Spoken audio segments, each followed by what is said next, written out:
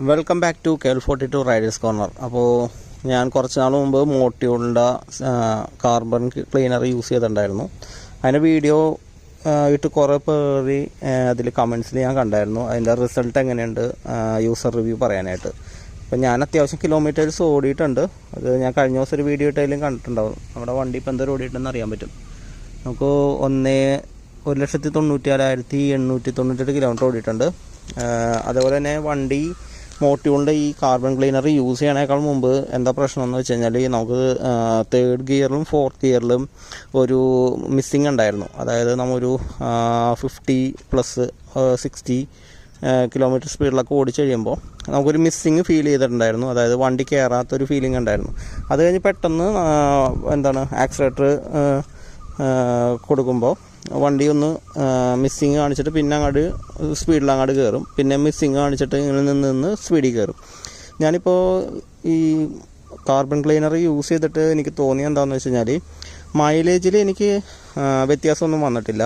പക്ഷേ ഈ പറഞ്ഞ കാർബറേറ്ററിൻ്റെ ഭാഗത്തു നിന്നുള്ള ഇഷ്യൂ ഫുള്ളായിട്ട് മാറിയിട്ടുണ്ട്. അതായത് എനിക്കിപ്പോൾ ഒട്ടും ലാഗില്ല.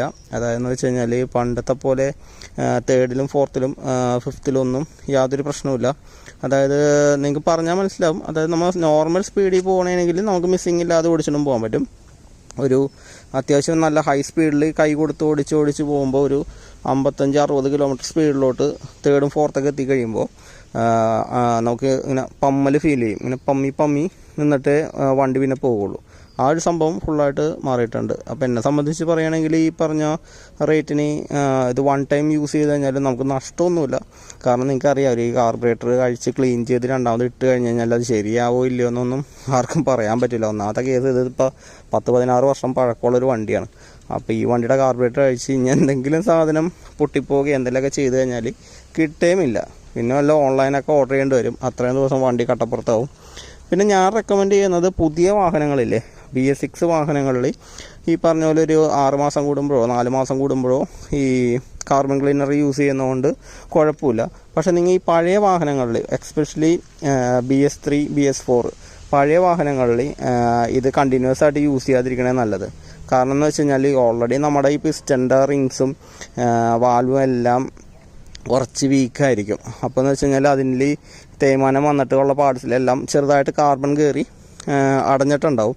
അപ്പോൾ അടഞ്ഞേക്കണ കൊണ്ട് തന്നെ ആയിരിക്കും അടി കിടക്കണ ഓയിൽ അടിച്ച് മുകളിൽ കയറാത്തത്. അപ്പോൾ നമ്മളിത് കണ്ടിന്യൂസ് ആയിട്ട് ഈ കാർബൺ ക്ലീനർ യൂസ് ചെയ്യണമെങ്കിൽ എന്തായാലും ചിലപ്പോൾ ആ ഭാഗത്തെ കാർബണൊക്കെ ക്ലീൻ ആകുകയാണെങ്കിൽ നിങ്ങൾക്കത് ഗുണത്തേക്കാളും ദോഷം വരുള്ളൂ. അപ്പോൾ വൺസ് ഇൻ എ ഇയർ, അതായത് ഒരു വർഷത്തിൽ ഒരു പ്രാവശ്യം ഇത് അഡിറ്റീവ് യൂസ് ചെയ്യുന്നതുകൊണ്ട് വലിയ പ്രശ്നമില്ലെന്നാണ് എൻ്റെ ഒരു പേഴ്സണലായിട്ടുള്ള അഭിപ്രായം.